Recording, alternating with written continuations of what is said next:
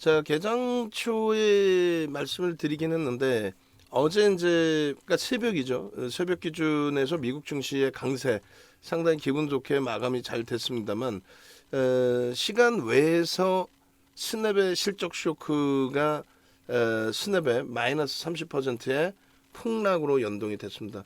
마이너스 30%의 폭락이 연출이 되다 보니 전체적으로 이제 페이스북의 메타라든가 이런 쪽에 조정이 확대가 되고 그것이 이제 IT 전반적으로 그렇게 되면서 나스닥이 1. 지금 8%대 조정이에요. 개장 전에 나스닥이 1.3%대 조정이었는데 그것이 이제 일본 증시나 국내 증시가 조정을 받다 보니까 강보합에서부터 추가적으로 늘려서 조정을 받다 보니까 그 부분이 낙폭이 미국 쪽의 선물 쪽에서도 조금 더 확대됐다. 그러면 1.84%가 엄청난 조정이냐라고 했을 때 냉정하게 보자는 거예요. 무조건적으로 괜찮습니다, 됐습니다가 아니라 냉정하게 보자는 겁니다. 여기서라도 도망가야 되는지를 봐야 되는데 나스닥 쪽의 흐름에 있어서 뭐 예를 들면 일봉입니다. 이날 같은 경우는 나스닥이 얼마예요? 장중 3%. 이날은요. 장중 5%가 빠집니다. 이날은요. 장중에 3.39가 빠져요. 여기는요. 4.69.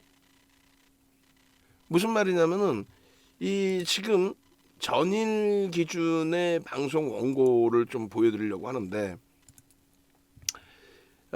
지금 미국장이 특히 이제 나스닥 쪽이 빠진 것은 기업의 실적이라고 표현을 했어요.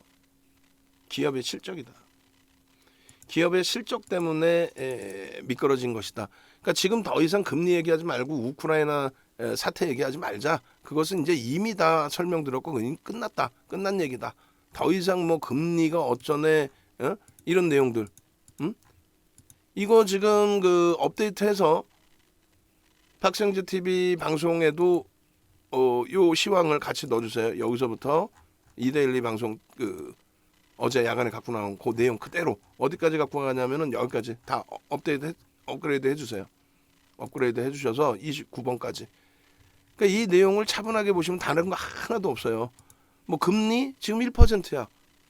미국 금리 1%예요. 저걸 가지고 뭔 빅스텝이었죠. 빅스텝 뭐 어쩌라고. 지금 예를 들어서 이렇게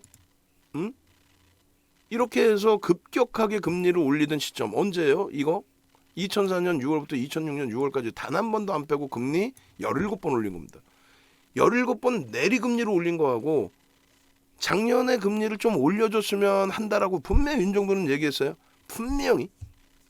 제가 무슨 연준 위원도 아닙니다만 그동안에 저도 살아온 경험칙상 대선 때문에 경기부양책을 내놓는 것도 좋지만은 그것보다도 더 현명한 판단이라면은 오히려 조심스럽게 생각해 보는 것이 금리 인상, 인플레이션을 지금부터 잡아주는 게 오히려 좋지 않나 그런 의견 분명히 드렸어요. 이게 결과적으로 미국 쪽에서 감내할 수 있는 수준이다 보니 추가적인 경기 부양책을 그러니까 유동성을 공급하고 작년에 뭐 시장 그래도 어찌됐건 긍정적으로 흘러갔고 그러고 나서 이제 인플레이션 우려감이 이제 더 확산이 된 거죠. 결론적으로 지금의 금리가 그래서 그 인플레이션을 잡겠다고 올린 금리가 만약에 작년부터 올렸다면은 지금 금리가 1%에 멈춰 있겠어요?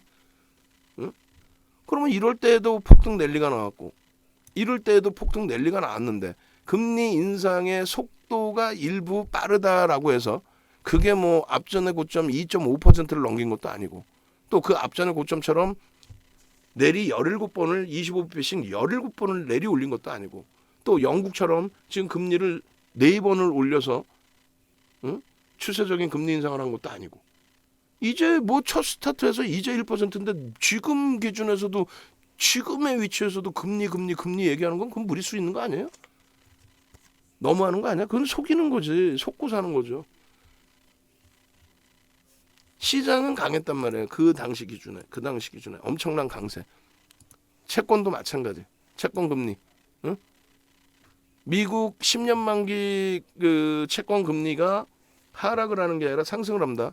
경기가 안 좋아진다라고 하면 10년 만기물이 하락을 하고 단기물이 그 금리를 역전을 시키는 게 그게 문제가 되는 거지. 둘 다 상승하고 있는데 뭔 문제가 되냐.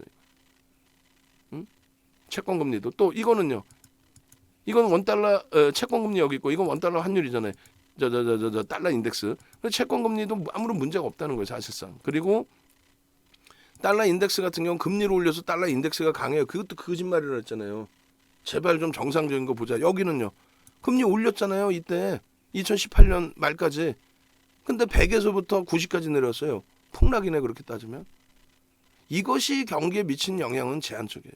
정책에 따라서 움직이는 거였지. 문제되는 게 하나도 없잖아요. 우리나라 원달러 환율이 문제돼요? 원화가 약세를 떼서 외국인이 팔아? 이 거짓말쟁이들. 원화가 이렇게 초강세를 띄는데도 불구하고 외국인은 55조를 팔았어요. 지금 달러 인덱스가 소폭 내려와 있고 그리고 우리나라 원달러 환율이 연동돼서 1,300원 뭐 이렇게 형성돼 있던 부분이 지금 1,250원인가요? 그게 뭐가 문제가 돼? 1,265원 이게 뭐가 문제가 돼? 그러면 1,300원 수준에서 그래도 얼마라도 내려왔으니까 외국인이 막 겁나 사야 되겠네? 선물 쪽에서 지금은 2,564개 매도인데요? 그러니까 왜 시장이 어려우면은 무조건적으로 너 때문이야라는 핑계를 왜 대냐고. 시장이 어려우면은 그것을 냉정하게 보실 생각을 해야 되는데 너 때문에 빠졌잖아라는 거짓말을 왜 하냐고 자꾸. 우크라이나 사태 때문에 순간적으로 이게 뭐 이렇게까지 계속 올라가고 있나요 지금? 아니면 리먼 때처럼 이렇게 폭락을 해요? 경기가 침체될 거라며 폭락해야지. 경기가 침체될 거라며 미국 달러 폭락해야지 그러면. 미국의 문제인데. 경기가 지금 굉장히 심각한 상황이라며요. 그럼 우리나라 CDS 프리미엄이 말도 안 되게 리먼 터질 때 우리의 잘못이었나? 그들이 잘못한 거를 우리가 뒤집어 쓰는 거죠 결국은. 또 미국의 신용등급 하향. 그러고 나서는 잠시 코로나19 때 잠시 출렁했던 거 빼고는 20bp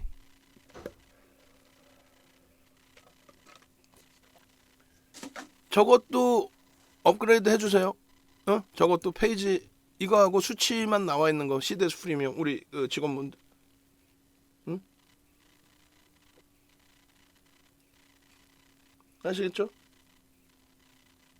결론은 넷플릭스의 4월 20일에 폭락. 응? 이게 금리 올려서의 폭락은 아니고요. 프리미엄이 이제 좀 빠진 부분이 되죠. 그때 글로벌 시장에 문제 없었어요. 지금도 연동폭은 제한적입니다. 그리고 나서 테슬라 12%, 그리고 나서 테슬라 12%만 빠졌나? 추가적으로 또 빠졌지. 또 그리고 나서 나스닥 테슬라 밀릴 때 3.95. 그리고 나서 아마존 밀릴 때 29일 날 아마존 14% 밀릴 때 4.17. 마찬가지. 월마트 밀리고 그렇게 되면서의 전체적인 흐름이라는 거죠. 그렇게 되면서. 결론적으로 지금 전체적으로 시장이 굉장히 어려운 그런 상태에 놓여져 있지만 그 부분이 더 이상 뭐 금리 인상 때문이라든가 우크라이나 사태 때문이라든가 그거는 뭐 노출돼 있는 내용이니까 그것 때문에 추가적으로 빠졌다든가 그런 내용이 아닌 실적에 대한 부분에 있어서 그 실적에 대한 내용의 해석 부분이 예전 같으면은 그래도 성장성이 있잖아라고 할 수 있는 부분에 지금은 실적이 둔화돼서 안 좋아? 성장성 이거 금리 올리는데 이거 안 좋아? 그것이 이제 좀 미국 내에서 강도 있게 조정으로 연동이 됐다라는 거예요. 그런데 그거를 그러면 우리 쪽에도 문제가 되는 거 아니냐? 성장성에 대한. 근데 요거 때문에 그래요. 요거 뭐냐면 우리가 3012포인트대 기준에서 유럽이나 일본, 우리나라의 등락률 대비 미국이 원체 강했죠. 얘네는 이렇다 할 조정 없이 계속 강했단 말이에요. 그 거품이 규모의 면에서 좀 더 크게 빠지고 있는 거고 규모의 면에서 실질적으로는 여전히 지금도 이 당시 대비해서 얼마 2배, 3배 이상 올라가 있어요 사실은. 그러니까 얘들이 많이 밀리더라도 이쪽은 상대적으로 덜 밀릴 수밖에 없는 그럼 이게 추세적으로 계속 밀릴 거냐라고 했을 때 앞서 보여드린 그 지표 그대로 생각하시면 돼요. 진짜 우리가 이제 코로나19 때 여러분들께 뭐라 그랬냐면은 이거 환율 1,300원까지 외환시장이 다른 쪽은 멀쩡한데 우리나라의 화폐 가치가 1,300원을 줘야 1달러를 살 수 있을 정도로 우리나라의 화폐 가치가 무너진다면 그건 심각하게 생각해보자라고 했어요. 근데 그렇게 왔어. 이거 뭐야? 라고 생각을 했죠. 응? 코로나19 때. 근데 이번엔 뭐예요? 우리나라보다 엔화가 더 약세를 뗐어. 근데 그거는 달러 대비해서 약세인 거지. 우리나라 원화 대비 엔화가 약세를 뗐나요? 또 다른 여타 국가들 화폐 대비 엔화가 약세를 뗐 그것도 아니란 말이에요. 그러면 진짜 문제가 되려면요.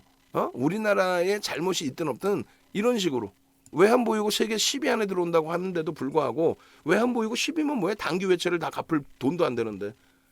그러니까 세계 경기가 긴축이 되면 우리나라가 문제여서 돈을 빼는 게 아니라 세계 경기가 긴축이 되면 서로들 작은 경색이 와서 돈을 빼야 돼요. 손절을 하더라도. 그러니까 돈을 빼야 되는 상황이 발생이 되면은 그렇게 되면 어떻게 되겠어요? 우리나라에서 돈을 빼야 돼.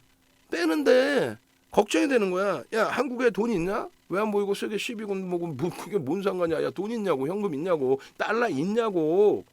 라고 했을 때 없다라는 거야. 사실적으로는 10위 안에 들어와 있어도 단기 부채 다 갚을 여력도 좀 제한적이고. 그래서 통화 수합을 하는 거예요. 근데 그 수준의 흐름에 원화 가치 훼손이냐 이거죠 지금. 응?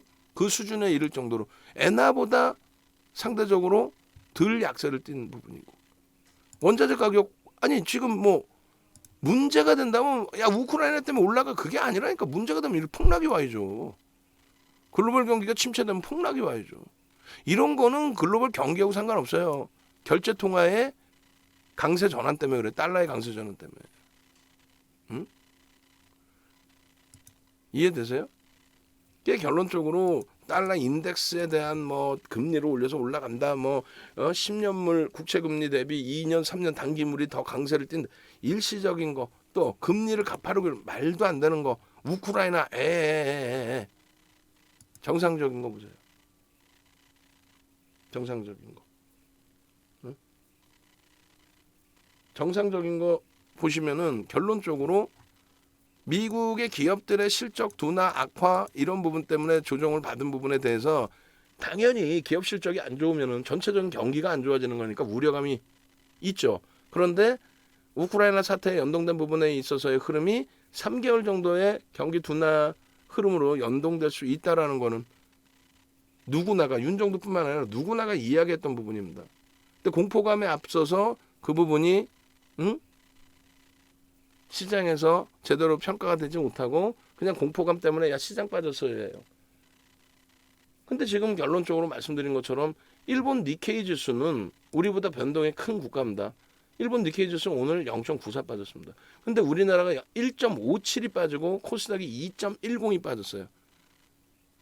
말씀드렸잖아요. 장 마감 이후에 미국 장 마감 이후에 실적에 대한 우려 그 내용과 함께 스냅챗 모기업 스냅의 주가가 시간에서 폭락을 하면서 그렇게 되면서 시장에 우리나라 시장의 IT주들의 조정이 깊게 나온 겁니다. 아니 얼마나 좋아요 이런 모습이.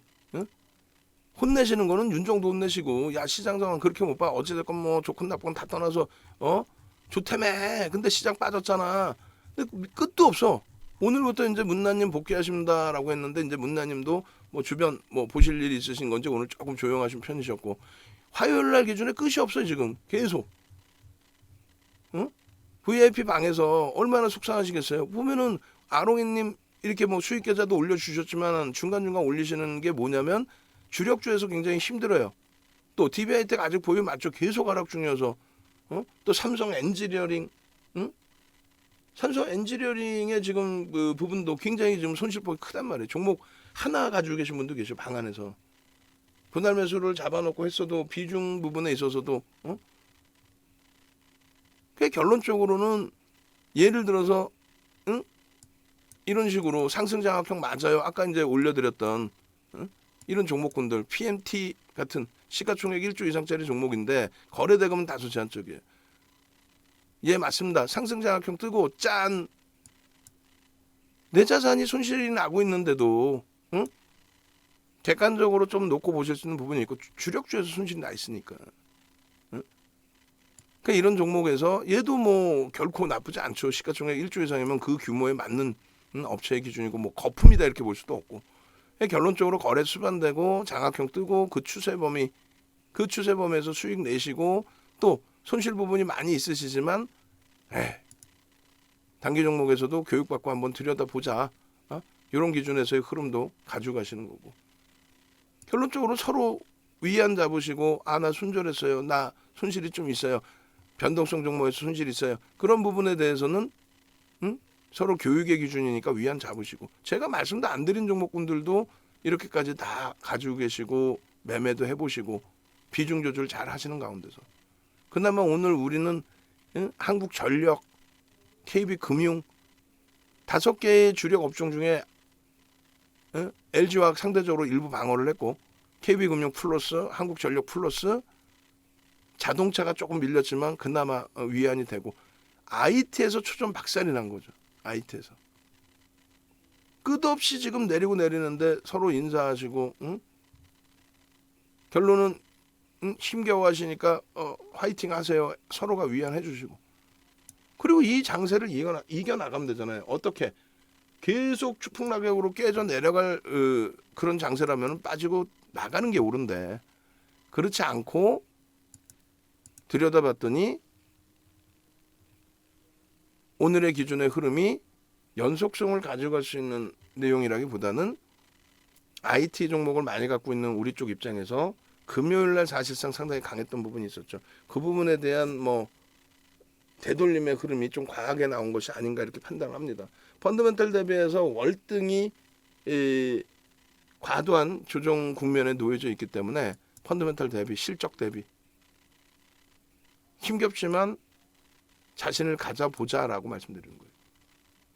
주력주 4종목 삼성전자, 하이닉스, 삼성전기, LG전자, IT 4종목이 전부 2에서 4%씩 밀렸어요. 말 같지도 않은 조정의 폭이 나오고 20거래일 저점이 깨지고 삼성전기 같은 경우에 하이닉스 이번 저점 그 수준까지 미끄러져 내려오고 그동안 참 이쁘다 잘했다 신고가 나와서 했던 종목군들 대덕전자 이런 종목 신고가 나와서 이뻐 라고 했던 종목이 4%씩 밀려버리고 동진세미캠 어제 고점 자락에서 탁 잡아놓은 고점에 잡았잖아요. 쭉 뻗어 올라갈 때 따라붙어서 잡았으니까 평단 한 45,000원 전후 수익을 낼 수 있는 자리에서 윗꼬리 달리고 내려오는 부분에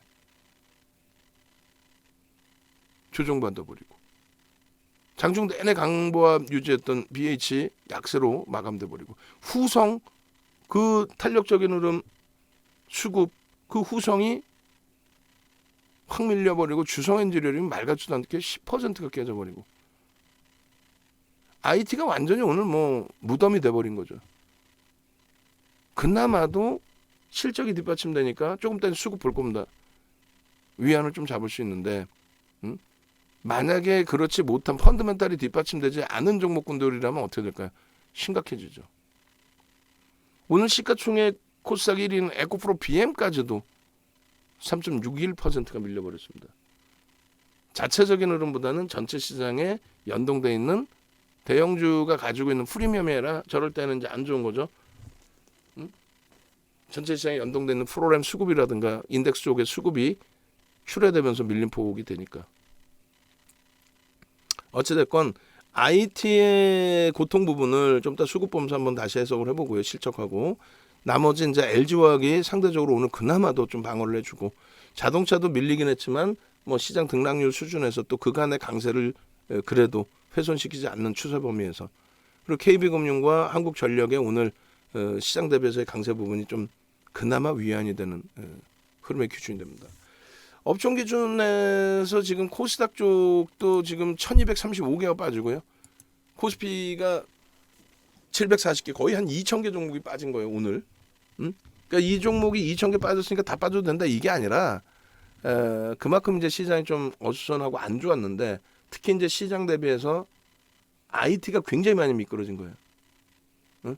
그리고 이제 성장주들의 거품이 좀 많이 미끄러져 내려왔고 어찌됐건 결론적으로는 코스피 유가증권 시장 쪽의 기준에 전기전자 업종의 비중이 얼마 37.07%입니다. 네? 굉장히 중요한 거예요. 37.07. 이들이 만약에 붕괴가 된다면 전체가 다 무너집니다. 근데 다행스럽게 이들이 붕괴될 가능성은 제한적이다. 왜? 지금 기업 실적 전망치 자체가 삼성전자 하이닉스가 얼마 80조라니까요. 올해 영업이익 전망치 자체가 얼마 255조라니까요. 경기가 어렵다 둔화됐다 하는데도 계속 올라가는 거는 그만큼 유동성이 많이 깔려 있는 거예요. 인플레이션이 세다라는 건 뭐예요? 물가가 그만큼 올라갔다는 거죠. 물가가 올라갔다는 건 뭐예요? 기업들의 일단 매출이나 영업이익은 증가했다. 근데 그것이 이제 물가가 너무 가팔라지면 다시금 둔화될까봐, 그 둔화되는 수순이 너무 확대될까봐, 그래서 경기의 침체로 연동이 될까봐 그러한 걱정을 가지고 가는 거죠. 그래서 결론적으로 그 공포 심리가 당연히 현실에 다가와 있고 어려운 부분이 있는 건데, 이러한 실적의 기준 종목군들 위주로 이제 설정을 가지고 있다 보면 단순한 예로 셀트리온을 가지고 있음으로써의 공포 심리보다는 긍정적인 기준점을 설정해서 볼 수 있다. 셀트리온을 꼭 집어서 말씀드리는 이유는 그 친구가 미워서가 아니라 실적이 뒷받침되지 않는 상황에서 성장성만 가지고 시가총액 3위까지 올랐죠. 셀트리온 그룹주들의 전체 시가총액이 거의 SK 하이닉스의 시가총액에 육박하던 시점이 있었어요. SK 하이닉스의 영업이익의 15분의 1 수준밖에 안 되는데 아무리 성장성이 뛰어나다 해도 그 프리미엄이 빠져나가는 과정, 다른 종목군들 어떤 종목이라고 얘기 안 해도 그 프리미엄이 빠져나가는 과정, 그 과정에 그런 종목만 좀 피해서 옥석 가리기. 그러니까 실적주 위주. 그냥 뭐 KB금융이 실적주입니다, 이 정도의 실적주의 개념이 아니라, 고정적인 실적이 아니라 업황이 바뀌어서 시장을 지금까지 이끌어왔던, 또 아직까지 업황이 무너졌다라고 해석되지 않는, 당연히 IT 반도체 쪽 위주의 기준이죠. 우리 입장에서는. 그런 쪽의 기준은 하이닉스가 지난번에 말 같지도 않게 95,500원까지 밀릴 때 그런 저평가 상태의 흐름, 거기에서 경기가 깨지지만 않는다면 감내해서 대처할 만한 값어치가 지금의 위치에서는 있다. 남들 다 경기 둔화되고 깨진다는데, 아니 남들 다 경기 둔화되고 깨진다고 그래서 다 정리 100% 정리하고 쉬라고 하거나, 아니면 말 그대로 진짜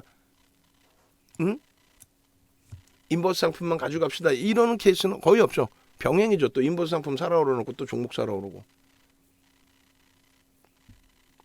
근데 지표를 보니, 아까 보여드린 지표를 보니 조정의 기준이에요? 아니면은 과도예요? 과도하죠. 왜? 조정이 나오려면, 말씀드렸잖아요. 조정이 나오려면 유가가 폭락을 하고 있어야 되고 달러 인덱스가 폭락을 하고 있어요. 아니 달러가 어떻게 강세를 튀나? 미국 발악제고 미국의 문제인데.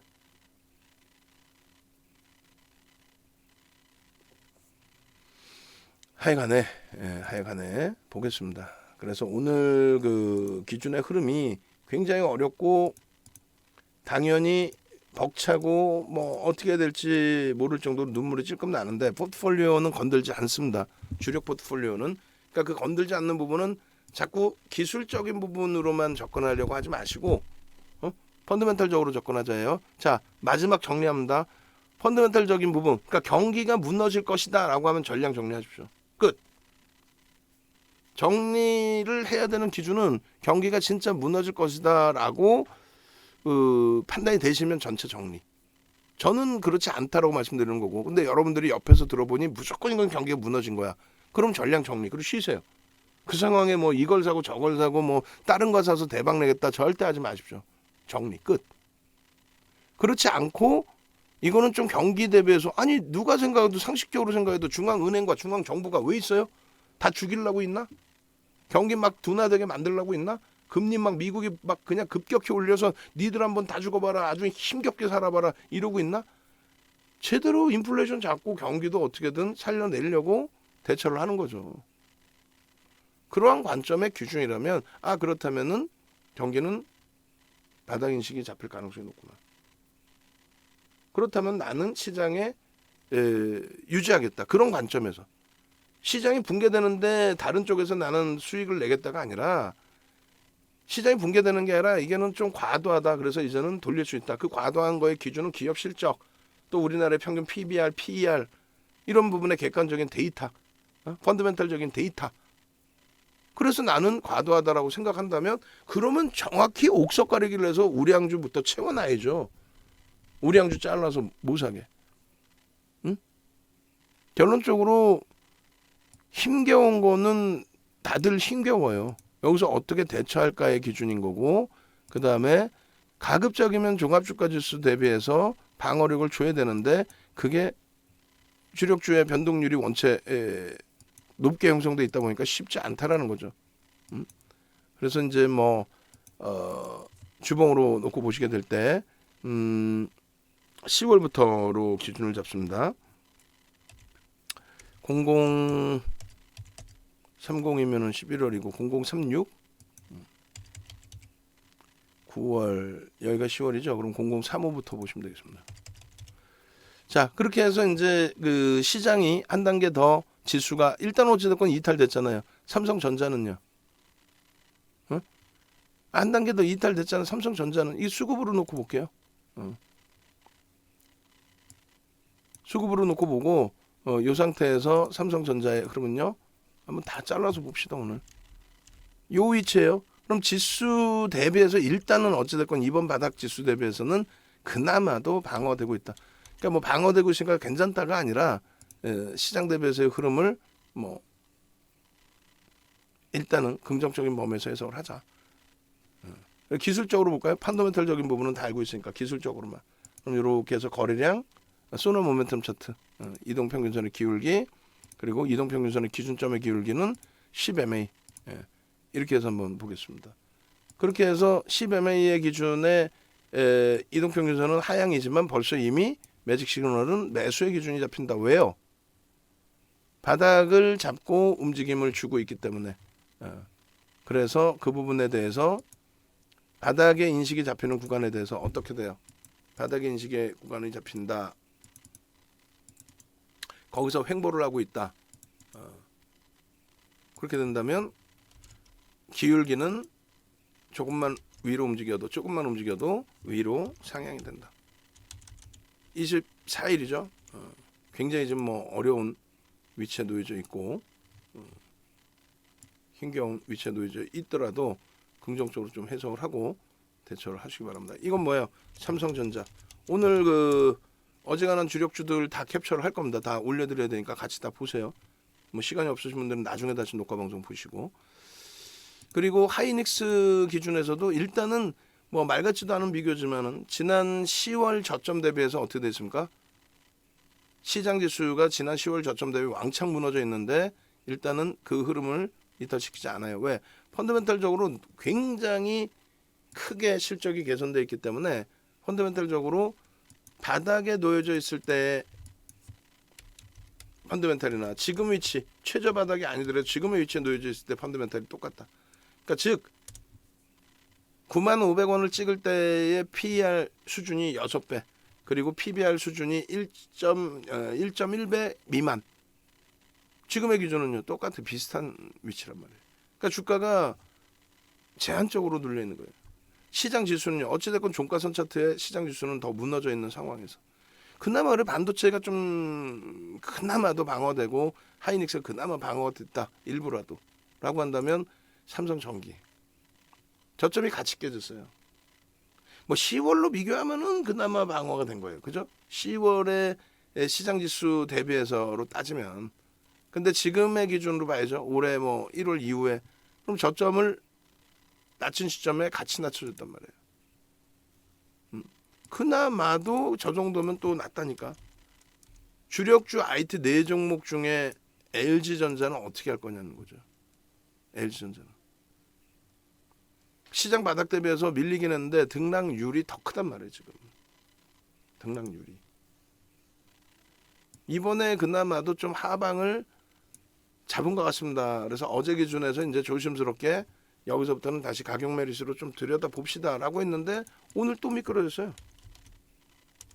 근데 여기까지 쭉 보여드리는데 우리 그 작업 원고 작업 하시는 분들 번거롭게 해서 죄송한데 기업 요 저 컨센서스 있죠? 그 컨센서스 다 잘라주세요. 지금 제가 자르는 종목군들, 주력주 우리 관심 종목 최상위에 있는 종목군들. 실적 장난 아니, 상상을 초월하는 저평가 상태잖아요. 응? 회복이 될 수 있겠느냐 두들겨 맞고, 응? 막말로 두들겨 맞고 회복이 될 수 있겠느냐를 놓고 봐야 되는데 회복될 수 있겠다 없겠다의 기준에서 실적이 뒷받침돼 있으면요 그나마 살아남을 수 있다는, 숨 쉴 수 있다는 거예요. 코로나19도 겪으셨어요?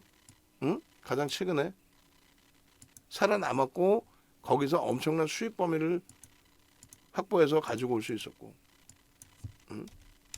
LG화학 어제 아일랜드 기업 손골 반전 떴다고 이거 굉장히 강할 수 있습니다라고 행복해하다가 오늘은 뭐예요? 강보합에서부터 눌리고 주봉 기준에 10주선 부딪히고 눌리고. 그나마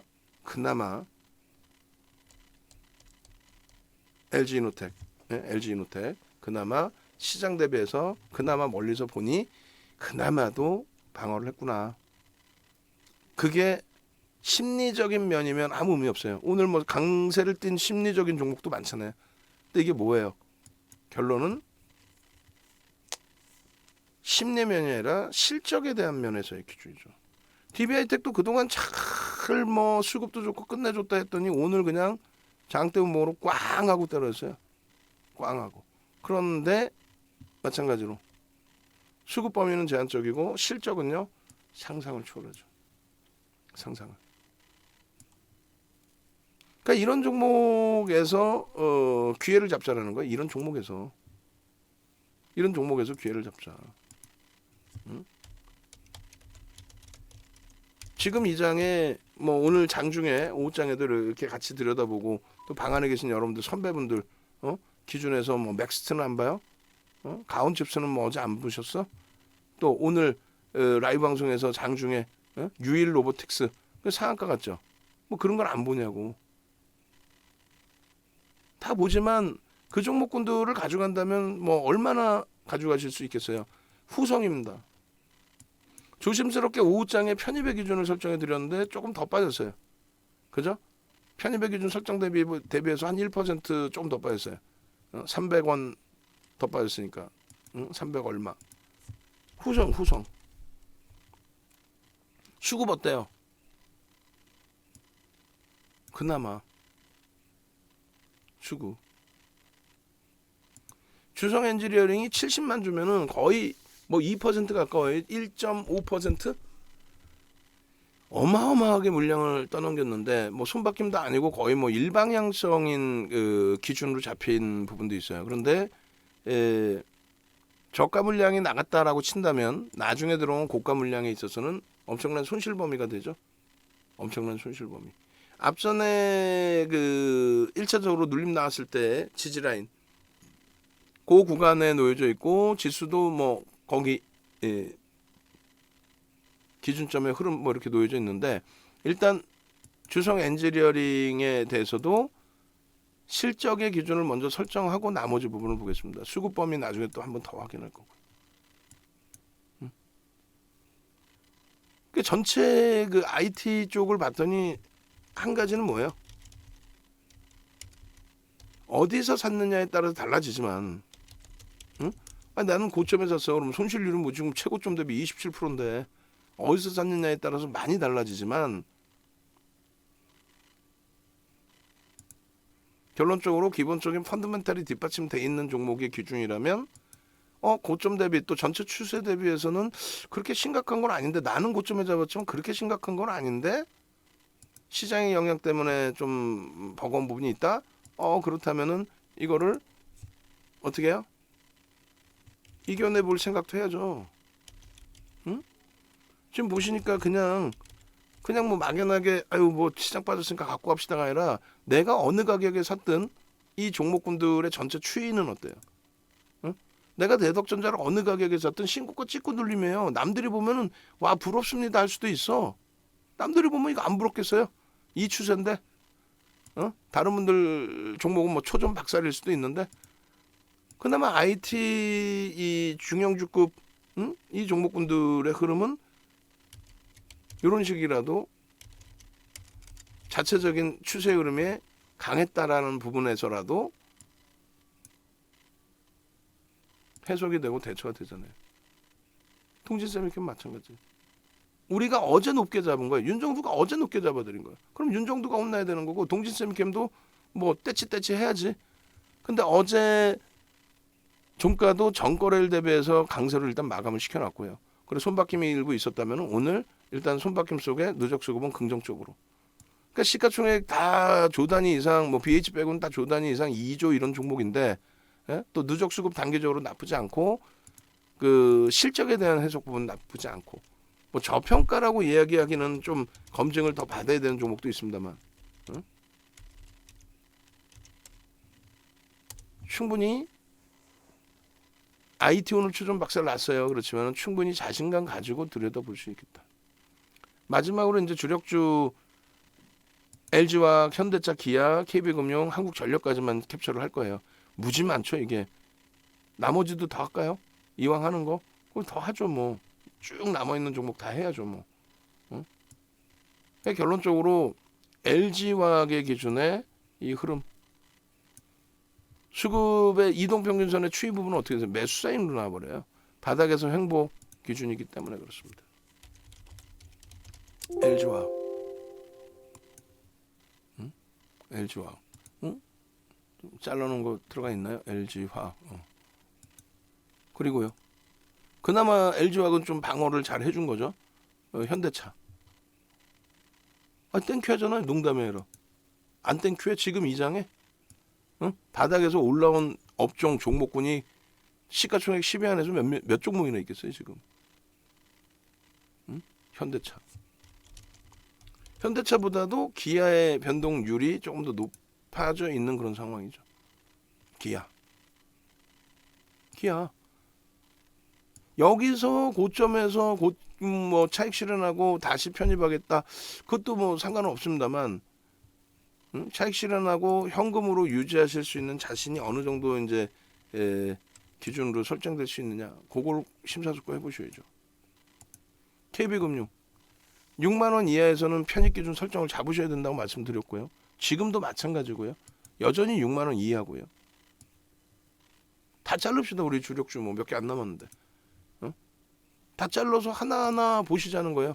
지금 뭐 시간 얼마 안 남았지만은 그렇게 해서 KB금융 또 오늘 이게 스타트가 될 수 있어요. 오늘의 스타트가 뭐가요?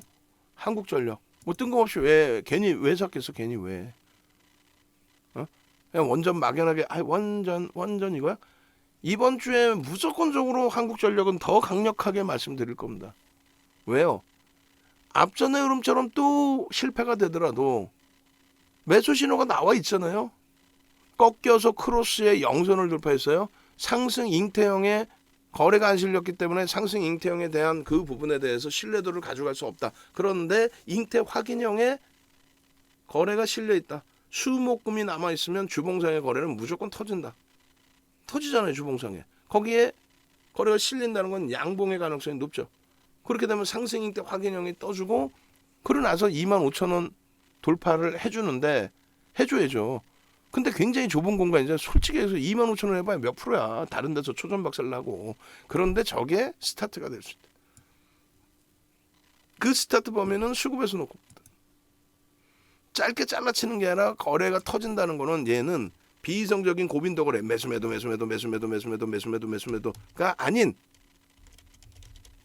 어떤 거의 기준이에요? 순매수의 기준이죠. 거래량 570만 주에 250만 주가 매수입니다. 거래량 570만 주에 250만 주가 매수예요. 그러면 오늘 기준의 변동성이 커져 있던 소형주의 기준에서 예를 들면 유보 뭐 로보틱스 9,000주 프로그램 들어왔어요. 저 중에서도 혹시 외국인 기관이 매수를 한 종목 2만 주 매수했어. 맥스트. 이게 의미가 있는 거래량 대비해서 의미가 있는 기준이 됩니까? 위메이드 또 녹십자 MS. 그러니까 수급이 개인들이 뺏긴 것처럼 착시 현상이 나는 종목군들 기준에서 뭘 찾아주려고 하는데 그게 좀 뭐 지금 시간에 바로 못 찾으니까 야간 교육에서라도 찾아서 보여드릴게요. 결론적으로 일단은 어찌됐든 한국전력의 기준의 거래량 그리고 수급 범위 굉장히 중요한 거예요. 고빈도 거래가 형성되는 가운데서의 그 흐름이 아니라는 거예요. 오늘 많이 미끄러졌지만 에코프로 BM이 우리가 코스닥 시가총액 1위짜리 종목을 가지고 가는 그 흐름 속에서 이게 잘못된 선택이다라고 생각하지는 않습니다. 두 가지의 관점입니다. 한 가지는 시장이 깨질 거냐 안 깨질 거냐. 윤정두가 다 맞을 수는 없잖아요. 깨진다 생각하면 농담하는 게 아니라 전량 정리하고 쉬시는 게 옳아요. 두 번째, 안 깨진다고 생각하면 어떤 종목을 살까를 기준을 잡아야지. 깨진다고 생각하면서 다 정리해서 속된 편으로 개잡주를 사거나 안 깨진다고 생각하면서 역시나 마찬가지로 나 이번 기회에 원금 회복할 거야 해서 비이성적인 변동성 종목을 따라 묶거나 어떻게 대처하실 거야. 얘들이 힘든 것 같고 어려운 것 같고 얘들 때문에 지금 내가 윤정두 때문에 이런 종목 사서 내가 그냥 미쳐버리겠다 하더라도 이 추세를 보면 시장 대비 월등한 강세죠. 왜 강세일까를 한번 고민해 보셔야 되는 거예요. 그냥 일반 시중 비이성적인 종목이 아닌 시가총액 1위로서의 코스닥 1위로서의 프리미엄이라든가 무상증자에 대한 이슈라든가 코스모 신소재도 마찬가지. 최고점 대비 17% 빠져있어요. 여기도 우리가 예를 들어 높게 잡았어. 근데 회복이 안 될 수준의 종목이냐를 고민을 해볼 때 그러진 않구나. 시장이 더 심각해지면요. 프리미엄이 있기 때문에 그 부분에 대해서는 조금 주의를 할 필요가 있어요. 그래 최악의 경우는 손절도 할 수도 있어야 돼. 다만 지금의 기준은 아니라는 거지. 뭐가? 코스모 신소재를 여기서 지금 손절을 때리고 도망 나가야 될 공포감을 가질 필요가 있느냐의 기준이에요. 기본적이든 기술적이든. 밑에까지 다 봅시다라고 한 이유는 사실상은 삼성 엔지니어링 때문에 그래요. 하락 잉태 확인형 빵 터져버리고 그건 거래량도 의미는 없다 그랬잖아요. 그럼 기술적으로 26,000원대 깨지고 나서 조금 밀리면 정리를 해드리고 지금 다시 잡아드리는 게 그게 옳은 거예요. 기술적으로는. 다만 지금도 가지고 계신 분들께 분명히 말씀드리지만은 상황에 따라서 비중의 조절 부분을 축소가 아닌 확대 국면으로 잡아놓겠다. 네? 삼성 엔지니어링을 지금 과도하게 미끄러져 있을 뿐이지 얘 펀드멘탈이 훼손되거나 어떤 이슈가 불거져서 대량 초대량의 매물이 쏟아져 내려왔거나 그러지는 않아요. 돌릴 때의 흐름의 가벼움을 더 보자는 거예요. 그럼 잘라냈다가 나중에 사도 되지 않느냐? 그럼 맞습니다. 근데 지금 가지고 계시는 입장에서 우리 특히 김우리 선생님께서 가지고 계세요. 비중도 많으세요. 어느 정도 비중이 좀 돼 있으시고 마이너스 13%입니다. 아까 캡처해서 보내주실 때가 23,100원 지금 가격에 13%세요. 그러시면은 제가 생각할 때는 지금의 기준에서 비중이 정확하게 얼마인지 알려주시고 20% 미만이시면 매매 사인 분명히 나갈 거예요. 거래가 터지고 양봉이든 추가적으로 눌리고 뭐 1.5% 돌리든 그럼 그날 비중을 채우시는데 한 번에 또 무리해서 채우지 마시고 하여간에 20% 수준까지 20%가 넘는다라고 하시면 다시 또 질문 주세요. 버리는 게 아니라 비중 조절을 대처를 해서 그러니까 추가 편입을 해서 단가 좀 낮춰놓고 대처하는 걸로. 나머지 깊은 설명은 뭐 다 동영상하고 다 잡아드렸잖아요. 한국항공우주도 얘는 저평가의 기준에서 본다고 그러지 않았죠. 뭐 이슈 아니죠. 정책적인 정책 수혜 플러스 그것에 대한 수급. 무지 많네 이거 종목. 나중에 이거 원고 나오면 요 부분만 우리 주력주하고 수익 종목만 딱 잘라서 다시 보여드릴게요. 다시 올려드릴 테니까 그 기준 잡으시고. 그다음에 SM의 기준도 이것도 원래는 이제 뭘로 봐야 돼요? 얘는 월봉으로 봐야 되는 게 맞아요. 월봉. 월봉. 조정도 깊어 있는데 수급이 손바뀜이 많단 말이에요. 수급이. 방송에는 너무 많으니까 주력주하고 이렇게 좀 나눠서 갖고 갈 겁니다. IT만 가지고 가든 뭐 이렇게 좀 나눠서 가져갈 거고 전체 회원님들께는 일단은 어찌됐건 동영상 다 올려드릴 거고 전체 다 올려드릴 거 무료 방에서 싹 다 올릴 거예요. 지금 우리가 갖고 있는 종목군들이 뭐 좋으면 좋은 종목이고 나쁘면 나쁜 종목이라고 할 수 있지만 우리는 좋기 때문에 갖고 있는 거고 그 부분에 대해서 오픈이 되더라도 이걸 뭐 우리는 대처할 수 있지만 다른 분들은 뭐 어떻게 대처할 건데? 결론적으로 버겁고 어려운 국면인 건 맞지만 무조건적으로 잘라낼 위치가 아니고 조절을 좀 잘해서 기준을 잡자라는 거예요. KJH 선생님께서 이제 말씀해 주신 부분에 대해서도 요거 이제 다 잘라놓고 심사숙고해서 다시 말씀드릴게요. 지금 이제 말씀 주신 내용이 가장 현실적인 또 내용이 맞으세요.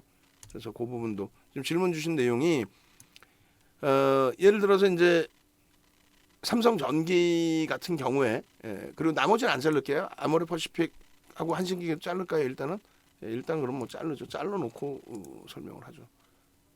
아모레퍼시픽하고 한신기계 이제 관망하면서 상황에 따라서는 이제 정리하는 기준을 설정을 하겠습니다. 이렇게 하고 어떤 종목이든 다 마찬가지예요. 삼성전기든 이제 뭐 특히 LG전자가 또 굉장히 많이 주가가 훼손이 됐고 손실폭이 뭐 상상을 초월하게 형성이 돼 있는데 일단 중요한 거는 그 기준입니다. 지금 뭐 종목별로의 흐름으로 놓고 본다면 맨 위에서부터 예를 들면은 삼성전자도 정리해서 빼놓고 그리고 나서 나중에 돌릴 때 다시 보는 게 사실은 옳습니다. 그리고 잠시만요. 제가 한 번만 더 볼게요. 삼성전자 부분을. 왜냐하면 두 번 자르는 게 애매하니까 제대로 잘랐는지 아까 조금 전에 줄이 거져 있어서 66,500원에 줄이 거져 있구나. 그냥 그거는 냅둬도 될 것 같습니다. 설명이 될 것 같아요. 자, 그래서 삼성전자나 마찬가지로 하이닉스나 삼성전기나 뭐 굳이 이평선을 갖다 붙여놓고 거기서 지지가 되네 아니면 뭐 그렇게 논할 필요가 없어요. 윤정두가 말씀드리는 그 기술적 분석, 그죠? 지금 이제 질문 주신 내용이 사실은 기술적 분석이 되잖아요. 보조지표 면에서도 그렇고 모든 기술적 분석. 기술적 분석으로는 우리가 갖고 있는 대부분의 종목이 전부 매도입니다. 그게 이제 일주 월봉으로 다 놓고 보시더라도 대부분이 매도 부분이 많이 나와요. 대부분의 대형주들이. 뭐 바닥에서 이제 돌려놓은 종목군들도 뭐 기아라든가 혹은 뭐 LG화학도 아름아름 방어를 하고 있고 그런 기준에서 일부 일봉이라는 쪽에서 매수 신호가 나올 수 있다 할지라도 상당 부분 대부분의 종목이 매도로 나옵니다. 그럼에도 불구하고 우리가 이제 뭐 예를 들면 이거죠. 삼성전기의 기준이다라고 했을 때 깔끔하게 보시면 이렇게. 그래서 최근의 흐름으로 놓고 본다면 예를 들면 이렇게 우리가 배운 그대로만 설정했을 때 이게 뭐가 돼요? 이게 뭐가 됩니까? 일단은 샛별행의 기준에 거래를 수반하고 움직였던 흐름에서 그 다음 범위에 여기가 이탈되더라. 다행히 양봉으로 돌려서 유지하고 있었다면 여기는 음선이더라. 그러면 16만 원 바로 위 16만 원에서 정리하는 게 기술적인 분석에서의 기준입니다. 응? 그잖아요. 그리고 예를 들면 이렇게 거래가 수반됐을 때 그러니까 이때처럼 이렇게 거래 수반됐을 때 따라 붙었다가도 정리하는 게 맞다라는 거죠. 기술적으로. 그래서 지금 우리가 갖고 있는 대부분의 종목은 기술적으로는 전부 매도가 맞습니다. 매도가 맞아요.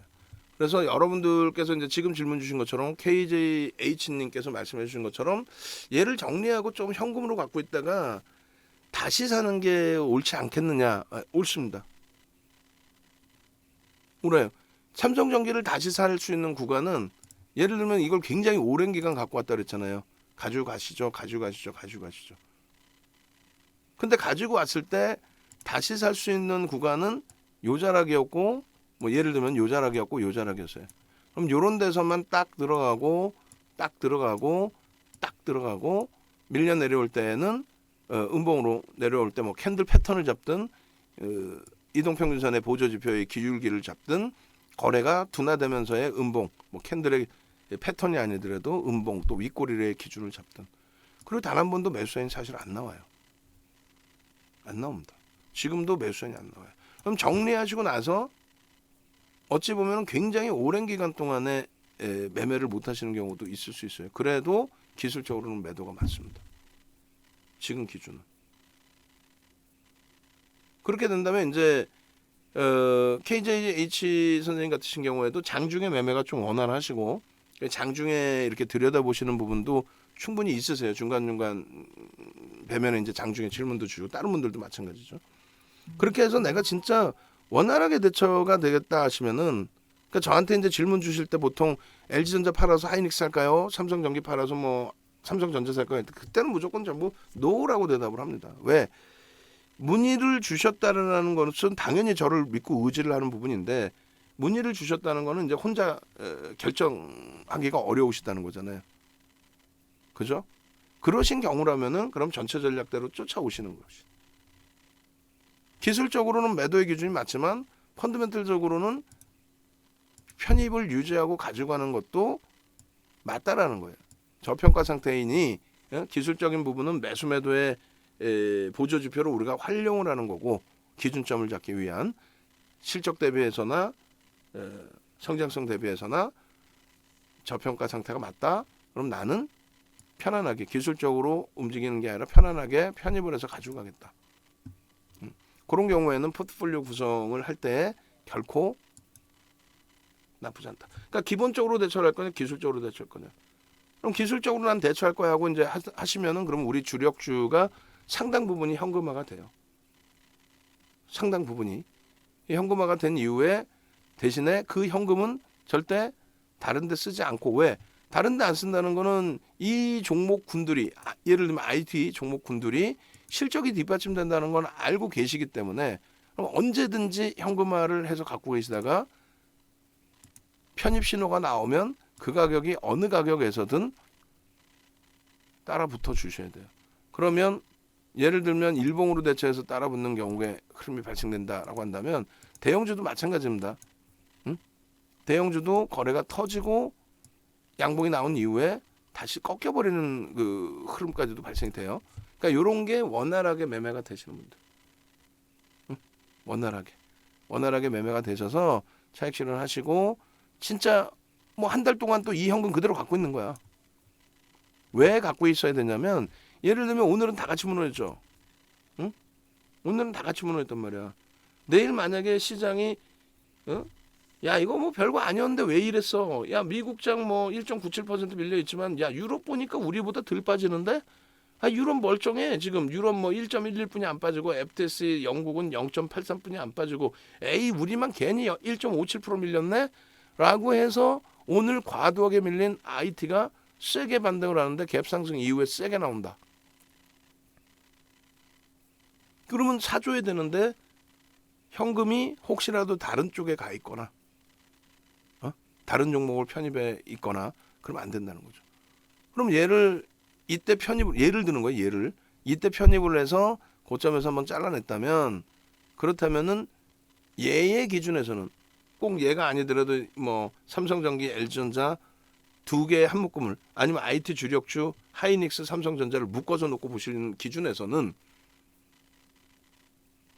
언제든지 그 종목들 네 종목의 한 종목은 사실 수 있는 여력은 가져가셔야 된다는 거예요.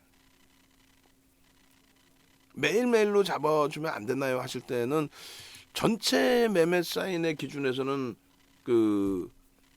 이런 맥락이라고 그랬죠. 이건 좀 말도 안 되는 비교가 될 수 있어요. 결과론적인 내용이니까. 예를 들어서 자 여기서 많이 올랐는데 여기서 잘랐어요. 차익 실현했어요. 차익 실현합시다.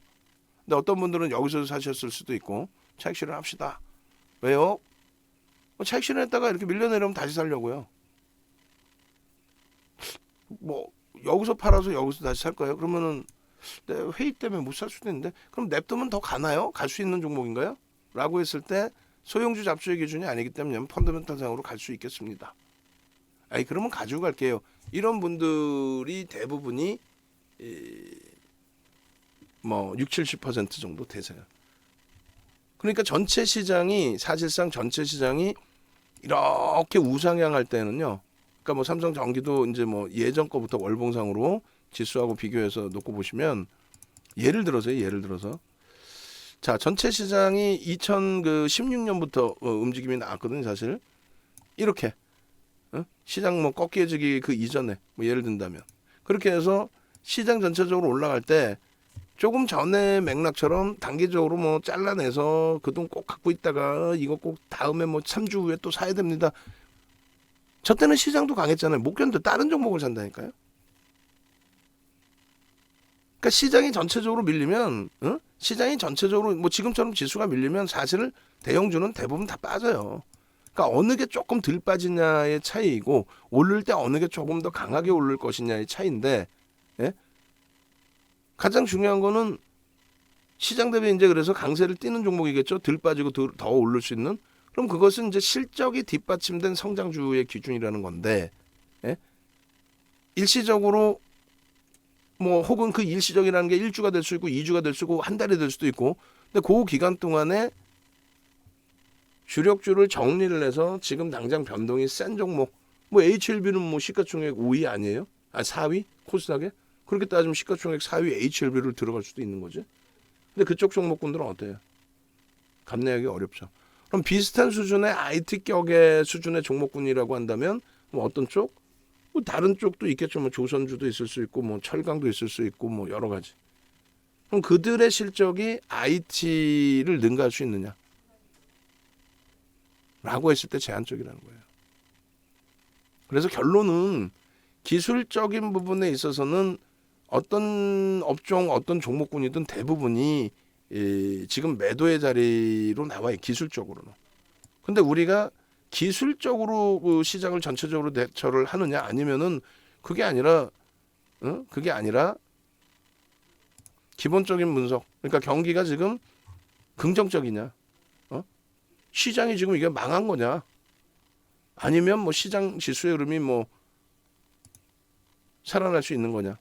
지금 대부분의 그 흐름이 다 뭐 코스피 지수 자체가 대형주, 중형주, 소형주. 이게 조금은 이해가 되셔야 돼요. 그러니까 무슨 얘기냐면은 지금 시장을 공포감으로 인해서 공포감을 떠나서 현실적인 부분에서 쉴 거냐? 지금 시장을 경기가 깨지니까 쉴 거다 나는 뭐 기술적이고 뭐 다 필요 없이 아니면 과도하게 밀린 것 같은데 현재 구간에서 그럼 나는 옥석 가리기를 할 거다라고 했을 때 대부분의 업종군이 다 깨져 있다 그랬죠. 그 중에 일부가 살아 있는 게 있을 거란 말이에요. 뭐 전기전자 업종도 깨져 있고 그런데 그 일부가 살아 있는 쪽이 그게 시가총액 규모도 어느 정도 완성돼 있어서 또 실적도 완성돼 있어서 지금의 그러니까 비금속 광물 같은 경우가 조금 전에 보니까 예를 들면은 가격 반발력이 나와 있는 상태잖아요. 그럼 이 비금속 광물의 시가총액 비중이 얼마냐는 거예요. 그리고 지금의 이 추세를 신뢰할 수 있느냐? 오늘 맥스트가 강했다고 해서 맥스트의 펀더멘탈이나 기술적인 내용을 신뢰할 수 있느냐? 없다라는 거죠. 시가총액 4,300억짜리 이슈 범위에. 그럼 들어갈 수 있는 업종군을 설정을 해야 되는데 현재로서는 기술적 분석, 기본적 분석을 합산했을 때 말씀드린 전기전자 업종, 또 LG화학, 자동차, 그리고 한전의 정책적인 수혜가 아닙니다. 정책의 변화에 따른 실적 개선폭이 있겠느냐. 그리고 지금은 이제 원체 PBR 대비 0.2배 수준이기 때문에 고 기준. 그리고 금융지주사. 금리를 올릴 정도로 사실상 경기가 뒷받침되고 있다. 그러면 기업 실적의 증가. 지금 아직까지 1% 수준이라서 우리나라로 따지면 1.5%이긴 합니다만. 아시겠죠? 그래서 결론은 그 삼성전기의 기준의 흐름에서 당연히 지금의 기준에서는 돌려질 때 뭐 꼬리 절반 달리면 그때 이제 대사겠다. 그런 그 기준을 설정할 수 있습니다. 그것이 굉장히 뭐라고 표현할까요? 굉장히 중요한 기준점으로도 충분히 작용이 됩니다. 근데 이제 전체 매매 기준에서는 매도 사인을 잡아드리지 않습니다. 포트폴리오의 구성을 그대로 잡아드리는 거고요. 만약에 이제 뭐 월봉의 기준에서다 그러면 삼성전기가 지금의 기준에서 정리를 했다가 이제 재편을 하려면 정리를 했다가 위로 더 강세를 띄었을 때 그러니까 16만 원을 넘길 때라도 따라붙을 수 있다라는 완전히 기계적인 기술적 분석에 따른 기계적인 매매 습관을 가지고 갈 수 있다면 정리를 하실 수 있습니다. 왜냐하면 여기서 정리했다고 해서 뭐 추세가 지금 이렇게 돼 있으니 무조건 얘가 빠진다. 그렇지는 않거든요. 펀더멘털적으로. 그러니까 뭐 더 쉽게 보면 SK 하이닉스가 예를 들면 지난 주봉의 기준에서 10월달 저점을 찍고 이제 돌리잖아요. 돌렸을 때 이제 뭐 어디서 정리를 했느냐에 따라서 많은 차이가 있겠습니다만 다행히 뭐 이런 데서 잘라내고 더 밑에서 사고 그러면 더 좋죠. 근데 여기서 이제 이렇게 돌릴 때 주봉상으로는 뭐 긍정적으로 보여지고 거래도 이제 일정 범위는 있는데 뭐 이렇게 확인하다 보면은 사실상은 어때요? 확인하다 보면은 실질 편입할 수 있는 자락은 거래가 수반되고 나서의 흐름이라 여기란 말이에요. 어차피 가져가는 국면에서는 뭐 예를 들어서 여기서 잘랐다면은 같은 공간 혹은 더 위에서도 살 수 있다는 거예요. 그것도 현금을 잘 유지하고 있을 때. 최종적으로 삼성전기를 잘라내셨다가 다시 설정하시는 것보다는 가지고 계시는 쪽을 권해드리고 만약에 아니야 나는 조금 그래도 장중에 대처가 되고 원활해라고 하시면 그러면 조금 리스크한 발언인데 말씀을 드리면 이동을 하실 수 있어요. 같은 IT 내에서 예를 들면 LG전자가 내일 굉장히 강한 거래량과 함께 LG전자가 먼저 움직여준다. 그럼 그쪽으로 이동할 수는 있습니다. 또 하이닉스가 굉장히 강하게 먼저 움직인다. 또 펀더멘탈적으로 그쪽이 더 유리해 보인다라고 하면 그쪽으로 또 이동할 수 있습니다. 근데 그조차도 쉽진 않아요. 그죠? 그건 아시죠? 이동을 했더니 예상외로 이쪽이 더 빠를 수도 있구나라는. 그러니까 그 심리적인 면만 컨트롤하실 수 있다면 그럼 짧게 끊어내시는 것도 나쁘진 않습니다. 근데 전체 이제 다 들으시는 거잖아요. 그럼 최종적으로 결론을 내드리면 많이 버거우시지만 주력주는 건들지 않는 쪽의 기준을 설정을 해드립니다. 주력주는.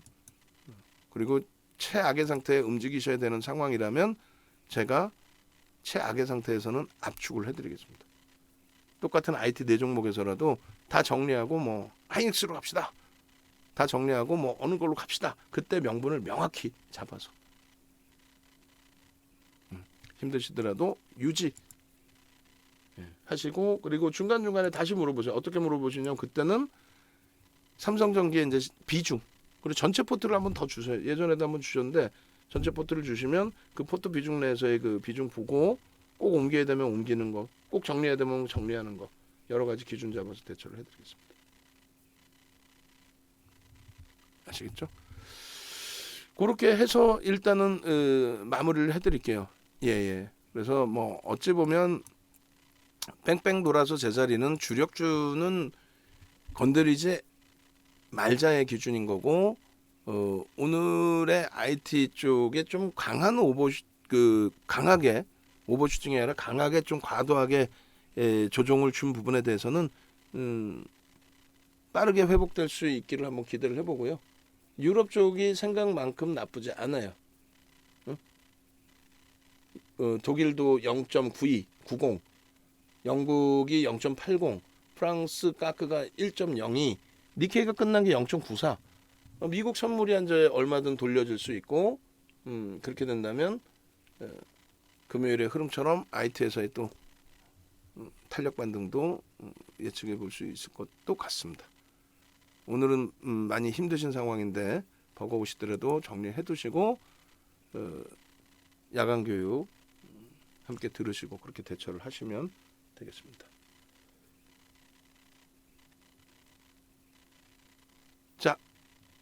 고생하셨습니다. 일단 올려드리고 마무리 짓게요.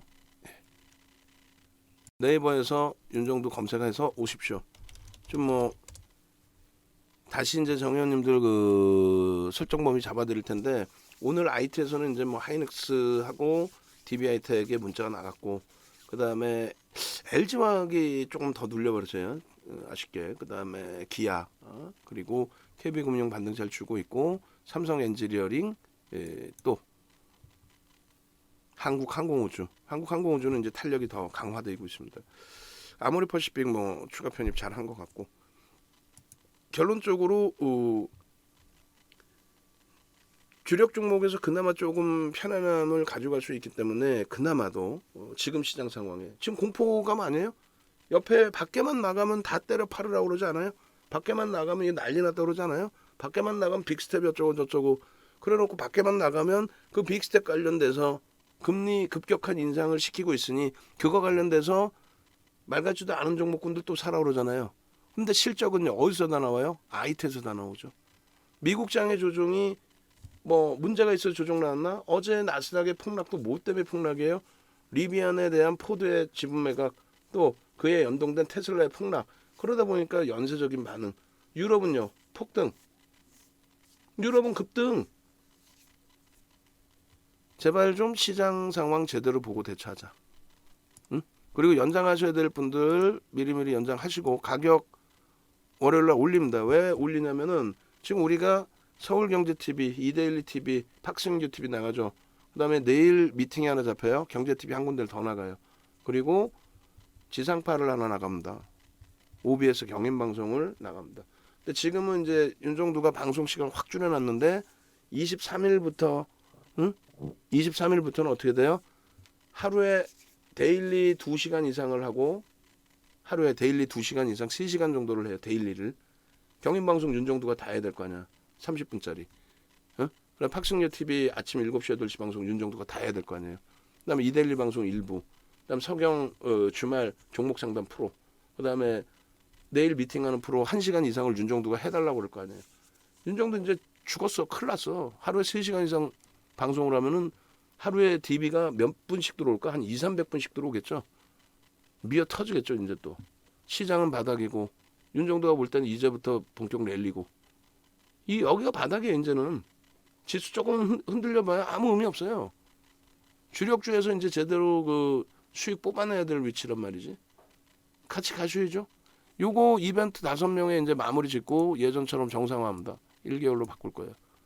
이걸 할 이유가 없지. 2+1으로 이제 갈 겁니다. 그렇게 해서 23일 이전까지 뭐 유지 아니 이번 주에 싹 정리. 연장하실 분들도 가격 인하해 주지 않을까 그거 없어요. 그리고 문자반까지 VIP의 문자 카톡 요 부분까지 전부 가격을 인상을 합니다. 이것도 굉장히 좀 낮춰드린 거죠 사실은. 응? 낮춰드린 거죠. 자 그렇게 해서 마무리해드립니다. 변동성 종목 교육 잘 받으시고 대처하시고 주력주 위주에서 설정 범위 꼭 가져가십시오.